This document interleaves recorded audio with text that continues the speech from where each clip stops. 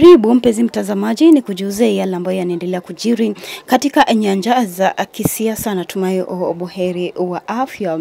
Na tarehe ya uchaguzi mkuu wa mwaka 2025 huenda ikasitishwa. Tarehe ya uchaguzi mkuu wa 2025 huenda ikasitishwa, ingawa serikali ya chama tawala CCM waliweza kutangaza uchaguzi huo utaendelea kama ilivyo kwenye katiba. Viongozi wa upinzani na wanaharakati wanaapeleka kesi kotini kupinga uchaguzi huo. Pia chama kikuu cha upinzani Chadema kubanwa kushiriki uchaguzi mkuu umeweza kuchangia kusitishwa huo, na kuporomoka kwa uhuru wa vyama vya kisiasa zimeibuka kama vikwazo vya uchaguzi huru na haki. Na maombi ya kupanua mchakato wa kikatiba na kuimarisha tume ya uchaguzi yaliibuka kama sababu ya kuomba kuahirishwa kwa uchaguzi mkuu ambao umewadia. Kisiasa, ushiriki wa upinzani, sheria na utendaji wa tume ya uchaguzi waonekana kuonyesha kwamba uchaguzi unaenda kukumbwa na changamoto kubwa na si haba zinazoweza kuathiri uhalali wake, kwa kuwa wapinzani hawajapewa nafasi ya kugombea katika vyeo mbalimbali. Lakini tungependa kusikia kutoka kwako. Je, unahisi kuwa chama cha Chadema kutoruhusiwa katika uchaguzi mkuu ambao umewadia, je, ni sababu tosha ya uchaguzi mkuu kuhairishwa?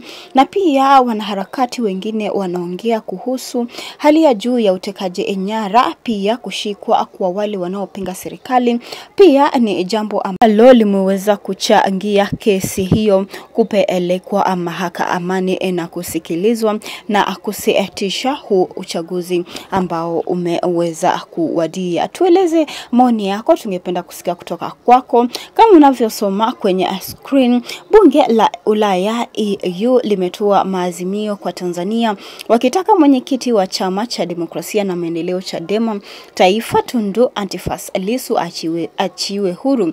Ili kuendeleza mashirikiano, bunge hilo limeitaka Tanzania kuidhamini demokrasia na kuendesha uchaguzi huru na wa haki, huku wakitaka vyama vyote vya upinzani viruhusiwe kushiriki uchaguzi mkuu kwa usawa.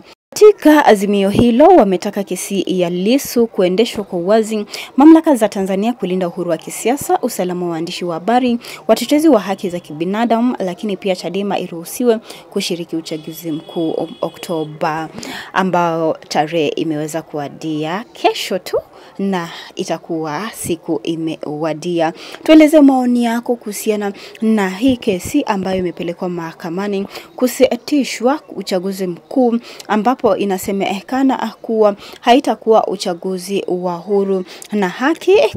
Na hisi kuwa kutakuwa ama kutakumbwa na changamoto kubwa zinazoweza kuathiri uhalali wa uchaguzi huo, kwa maana Rais Samia Suluhu hana wapinzani wenye dhira kubwa. Tueleze maoni yako hapo chini, tungependa kusikia kutoka kwako, na pia usisahau kubonyeza alama ya like na subscribe hapa chini.